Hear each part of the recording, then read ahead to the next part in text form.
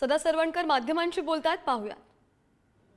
कुठलंही त्या पुढचं बोलणं झालं नाही. त्यांनी भेट सुद्धा नाकारली आणि मला असं वाटतं त्यामुळे आता निवडणूक लढवणं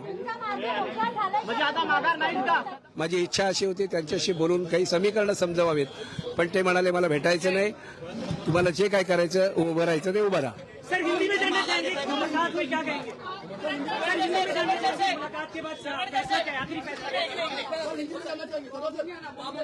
नहीं, मेरा लड़का समाधान, कुणाल वाडेकर, अजय कुसुम और संदीप देवड़ेकर, ये मेरा प्रमुख पदाधिकारी, उनके राज साहब के पास गए थे. राज साहब का हम लोग बहुत इज्जत करते हैं और उन्होंने बताया कि मुख्यमंत्री महोदय ने इस बारे में आपसे चर्चा करने के लिए बोला है.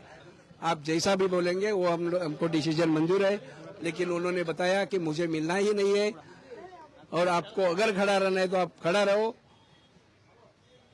तो मला वाटतं विषय संपलेला आहे आणि मी निवडणूक लढवणार आहे. कारण जर भेटच मिळणार नसेल तर मला असं वाटतं उमेदवार म्हणून मला माझा निर्णय घ्या. मैं अगर विड्रॉ नहीं कर रहा हूं, अगर राज साहब मुझे नहीं मिल रहे तो मैं क्या करूं, मुझे लड़ना ही पड़ेगा.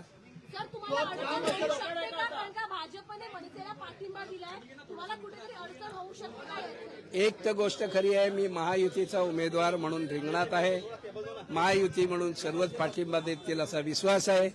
वैयक्तिक मैत्रीपोटी जर कोणी काही बोललं असेल तर मला असं वाटतं काही दिवसात ते वातावरण निवळेल आणि महायुतीचा जाईल पाळला जाईल, मला खात्री आहे.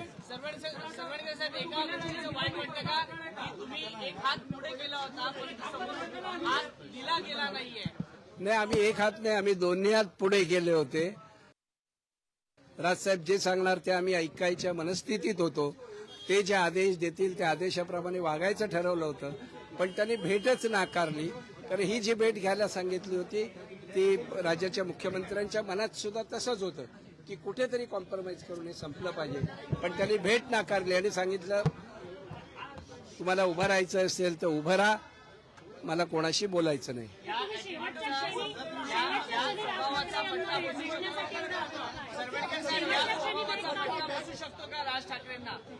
हे मतदार ठरवतील. निवडून यायच्या पूर्वी असं असेल तर पुढे काय करायचं हे मतदार ठरवतील. अजून सुद्धा जर त्यांनी, मी अर्ध्या तासापूर्वी या ठिकाणी आलोय, विनंती करायला माझा मुलगा गेलाय, त्यांनी जर मला सकारात्मक काही भेट दिली असती आणि बोलले असते तर राजसाहेब हे आमचे आदरणीय नेते आहेत, आम्ही त्यांचा मान सन्मान निश्चित केला असता. पण त्यांनी भेटच नाकारली, मला बोलायचंच नाही म्हणून सांगितलं, तर मी काय करू शकतो सामान्य माणूस.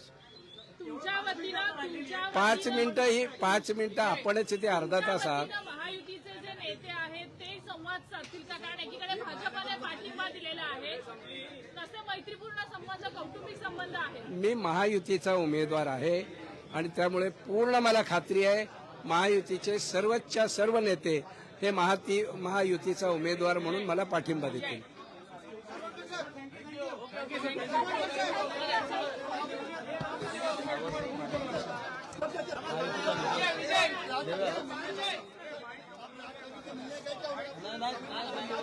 टाइम नहीं दिया उन्होंने, जिसको लड़ना है वो लड़ो. हमको हाँ लड़ रहे.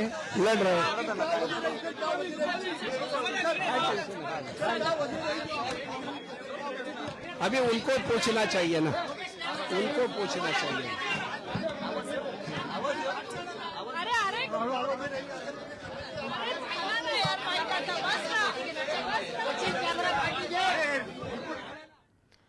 आमदार सदा सरवणकर हे माध्यमांशी संवाद साधत होते आणि माहेममधून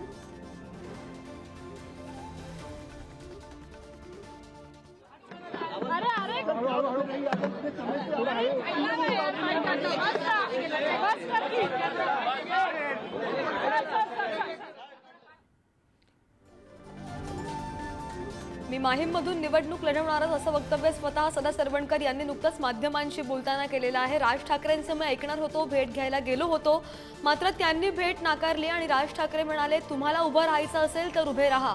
त्या पार्श्वभूमीवर सदा सरवणकर यांच्या या भूमिकेमुळे आता माहीम विधानसभा मतदारसंघामध्ये नवा ट्विस्ट आलाय। राज ठाकरेंनी माझ्याशी बोलण्यास नकार दिला असं वक्तव्य स्वतः सदा सरवणकर यांनी केलंय। राज ठाकरेंनी माझी भेट नाकारली, राज ठाकरेंनी बोलण्यास नकार दिला आणि राज ठाकरे म्हणाले तुम्हाला उभं राहायचं असेल तर राहा असं सुद्धा सदा सरवणकर म्हणाले। त्यामुळे माहीममधून आता तिहेरी लढत होणार हे निश्चित झालेलं आहे।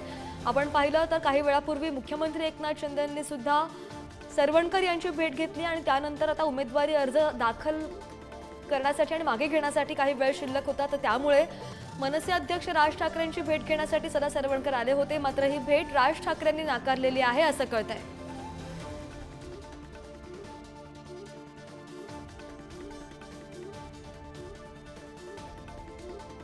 माहीम विधानसभा मतदारसंघात मी निवडणुकीमध्ये उभा असेल तर अमित ठाकरे हे निवडून येण्याची शक्यता जास्त आहे, कारण की विशिष्ट जाती धर्माचे लोक आणि अमित ठाकरे यांना मदत करणार नाहीत असं वक्तव्य स्वतः सरवणकर यांनी केलं होतं। आणि त्याच पार्श्वभूमीवर त्यांची भूमिका सांगण्यासाठी, त्यांच्याशी चर्चा करण्यासाठी मनसे अध्यक्ष राज ठाकरे यांची वेळ त्यांनी मागितली होती, मात्र ही वेळ मनसे अध्यक्ष राज ठाकरे यांनी नाकारली आणि तुम्हाला उभं राहायचं असेल तर उभं राहा असं वक्तव्य राज ठाकरे यांनी केलेलं आहे। आणि त्यानंतर सदा सरवणकर यांनी मी माहीममधून निवडणूक लढवणारच असं वक्तव्य त्यांनी माध्यमांशी बोलताना केलंय।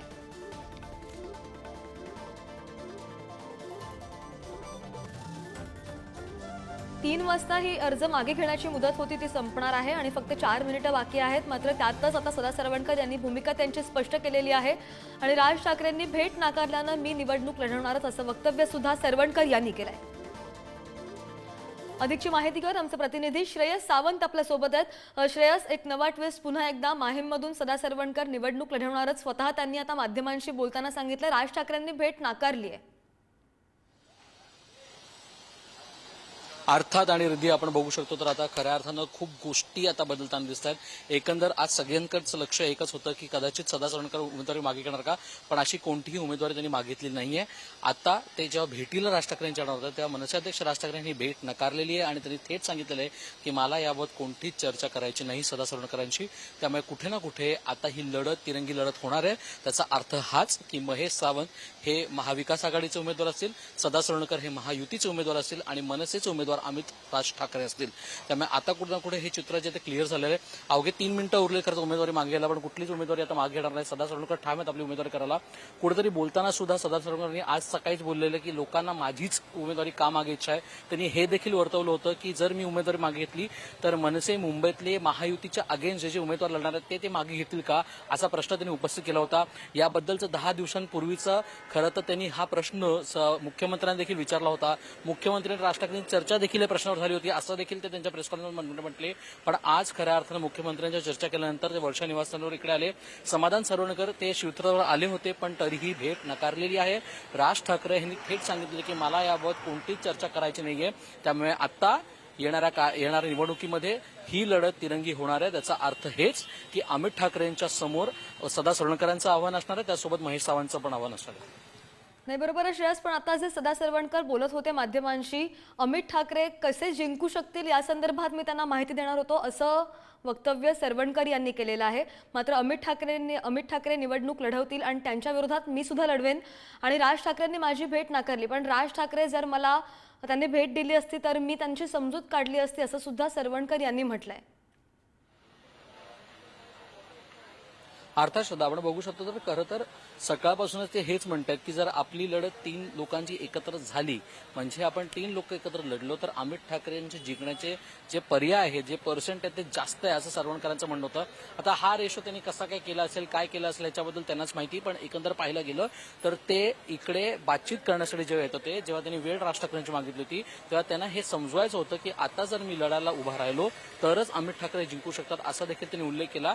मात्र कुठे ना कुठे मनसे अध्यक्ष राज ठाकरे असतील, मनसे सैनिक असतील, आज यशवंत किल्लेदारचे मनसे नेते ते पण आपल्याला बोलताना दिसले की आम्हाला ह्याची कोणतीही भीती नाही।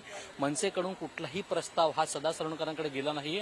आमच्यामधून कोणताही नेता कोणताही नेता किंवा पदाधिकारी हा कधीच सदा सरळकर यांच्याशी निश्चित बोललेला नाही, नाही. बरोबर आहे. आता सूत्र कसे हलतात माहीम मधले आपण पाहूयात. श्रेयस, धन्यवाद दिलेल्या सविस्तर माहितीसाठी.